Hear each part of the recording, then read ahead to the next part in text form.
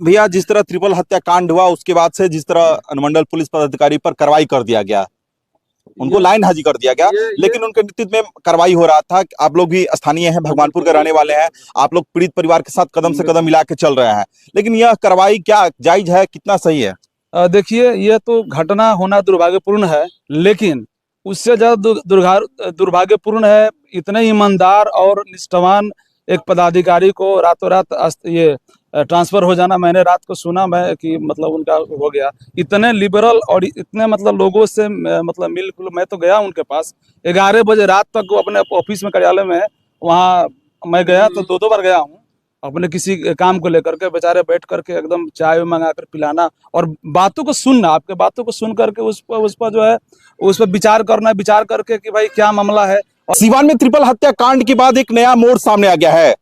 महाराजगंज अनुमंडल पुलिस पदाधिकारी राकेश कुमार रंजन के नेतृत्व में जिस तरह कार्रवाई हो रही थी, लेकिन उसको क्लोज कर दिया गया, उन पर कार्रवाई कर दिया गया, जिसके बाद भगवानपुर के प्रमुख मेरे साथ मौजूद है, स्थानीय मुखिया मौजूद है और आसपास के तमाम लोग मेरे साथ मौजूद है।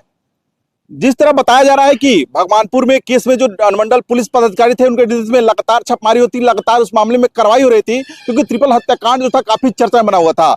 लेकिन जैसे उनको पटना क्लोज किया गया, तमाम जिनके साथ घटना घटी हुई पूरे परिवार में आक्रोश है, तमाम आसपास के लोगों में आक्रोश है। लेकिन तमाम लोगों के पास पहले चलेंगे, बातचीत करने का प्रयास करेंगे, जो भगवानपुर के प्रमुख है उनसे बातचीत करेंगे कि आखिरकार पूरा घटना क्या कुछ है। जिस तरह महाराजगंज के अनुमंडल पुलिस पदाधिकारी को क्लोज किया गया है, क्या सही हुआ है, क्या इसमें सच्चाई है, क्या ऐसा होना चाहिए, तमाम सवाल होगा, तमाम इनसे बातचीत करेंगे। सर, जिस तरह ट्रिपल हत्याकांड हुआ जिसमें महाराजगंज के अनुमंडल पुलिस पदाधिकारी के द्वारा कार्रवाई शुरू किया गया, उनके नेतृत्व में एसआईटी गठित किया गया और उसके घटना के महज 3 रोज बाद उसमें गिरफ्तारी भी लगभग 8 आदमी की हो गई है। घटना में प्रयुक्त 4 पहिया वाहन बरामद हो गया है, लेकिन उनको पटना क्लोज कर दिया गया, उन पर कार्रवाई कर दिया गया।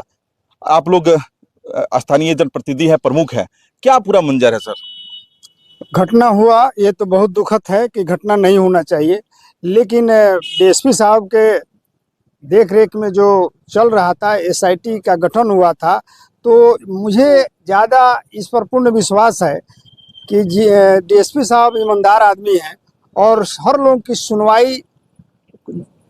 सुनने के काम करते हैं।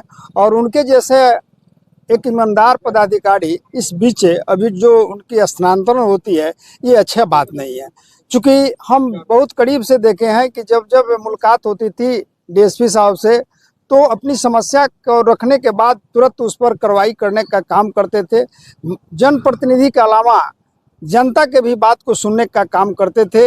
इसलिए मैं यह कहूँगा कि डीएसपी साहब की ट्रांसफ़र अच्छा चीज़ नहीं है। वैसे ईमानदार पदाधिकारी को अनुमंडल में रहना चाहिए और वो अच्छे व्यक्ति थे, मैं यह कहूँगा। देखिए, आप तो प्रमुख है, पूरे प्रखंड में घूमते हैं, लेकिन जिस तरह उन पर आरोप लगाया गया है कि लोग से मिलते नहीं थे, किसी को सम्मान नहीं देते थे, वरीय अधिकारी को जानकारी नहीं देते, कई आरोप उन पर लगाया गया, केस को अच्छे से देख नहीं करते थे। लेकिन आप तो प्रमुख है, भगवानपुर के हैं, तमाम आसपास आपके पास पीड़ित लोग आते थे, क्या ऐसा कुछ था क्या कि केस उसके बारे में नहीं सुनते थे? और जिस तरह मलमलिया हत्याकांड हुआ उसमें उनकी मतलब घटना में अच्छे तरीके से कार्य नहीं कर रहे थे, ऐसा क्या था? क्या ये आरोप लगाना निराधार है और ये गलत है कि उन पर ये आरोप लगाया जा रहा है। कई कांड जब यहाँ हुआ करते थे, तो उन पहले हम ये देखे हैं कि यहाँ के पदाधिकारी के पहले डीएसपी साहब यहाँ आने का काम करते थे। उनको जब सूचना मिलता था तो सूचना मिलते ही वे पहला उनकी प्राथमिकता थी कि उस घटना स्थल पर पहुँचे।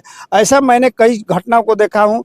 एक बार मैं यहाँ आपके नगवा में घटना था तो पहले ही आ गए, उसके बाद उस घटना थाना प्रभारी से पहले डीएसपी साहब आते थे। ये चीज़ को मैं देखा हूँ कि ये उनको सूचना मिलते ही अगल बगल में कहीं है तो वो जल्दी पहले पहुंच जाने का काम करते थे। ऐसा नहीं है कि जो उनमें किसी तरह की लापरवाही की बात हो। वे सख्त पदाधिकारी थे और समय पर पहुंचने का काम करते थे और चाहते थे कि कितना जल्द से जल्द उसका कानूनी जो भी कार्रवाई करे। ये चीज़ देखा गया है डीएसपी साहब। अच्छा, आप लोग डीजीपी साहब को आवेदन दे रहे हैं कि स्थगित किया जाए, डीएसपी साहब के नेतृत्व में जो मलमलिया ट्रिपल हत्याकांड हुआ है उसका जांच कराया जाए, उन्हीं के देख में सब कार्य हो। क्या मांग कीजिएगा डीजीपी महोदय से? मैं डीजीपी महोदय से मांग करूंगा कि ऐसे ईमानदार पदाधिकारी को यहाँ रहना चाहिए और उनकी देखरेख में ये जांच होना चाहिए। क्योंकि यहाँ किसी भी पब्लिक से पूछिएगा तो ये डीएसपी साहब के खिलाफ में बोलने वाले 21 लोग नहीं मिलेंगे। क्योंकि वे उस तरह के ईमानदार व्यक्ति थे कि किसी की बात सुनते थे और यहाँ अच्छा कानून व्यवस्था रखने का काम करते थे। इस चीज़ को हम लोगों ने जनता के द्वारा, चाहे मैं प्रतिनिधियों के द्वारा भी यह चीज़ देखा गया है कि यह चीज़ उसमें पाया जाता है कि वे अच्छे पदाधिकारी थे। क्या किए? और ऐसी जो ये घटना घटी है, इसमें तो एसआईटी के वो हेड थे, फिर उनको ऐसा क्या हो गया कि मतलब सारे सब कुछ बढ़िया चल रहा था, ऐसा क्या हो गया कि उनको जो है वहाँ से पटना भेज दिया गया? तो मुझे तो लग रहा है कि ये कहीं ना कहीं हाँ कोई षड्यंत्र हो सकता है कि भाई, ये हो सकता है कि इस घटना को लीपापोती करने की साजिश भी हो, लेकिन ये अच्छी बात नहीं है। एक अच्छे ईमानदार पदाधिकारी को रहना महाराजगंज के लिए जो है बहुत बहुत ही मतलब आवश्यक है। क्या कहेगा भैया, जिस तरह यहाँ कार्रवाई किया गया है, बताया जा रहा है कि डीएसपी साहब को हटा पीड़ित दिया गया। परिवार के तरफ से उसी दिन से सोशल मीडिया पे यही बोला जा रहा है कि मामला को लिपापोती करने के लिए डीएसपी साहब को हटा दिया गया है। पीड़ित परिवार भी संतुष्ट नहीं है। उतने अच्छे आदमी को सस्पेंड करना, लाइन हाजिर करना उचित नहीं है। डीजीपी साहब जो किए हैं, किसी के दबाव में किए हैं, उचित नहीं है। देखिए, तमाम लोगों से बातचीत करने का प्रयास किया गया, जो भगवानपुर के प्रमुख थे, स्थानीय कई समाज सेवी थे, स्थानीय तमाम लोग थे, सब लोगों से हम लोग बातचीत करने का प्रयास किया। सब लोगों द्वारा साफ तौर पर जिस तरह बताया गया कि ट्रिपल हत्याकांड के बाद पूरी तरह से एक्शन मोड में जो महाराजगंज मंडल पुलिस पदाधिकारी राकेश कुमार रंजन है, पूरी एक्शन मोड में काम कर रहे थे।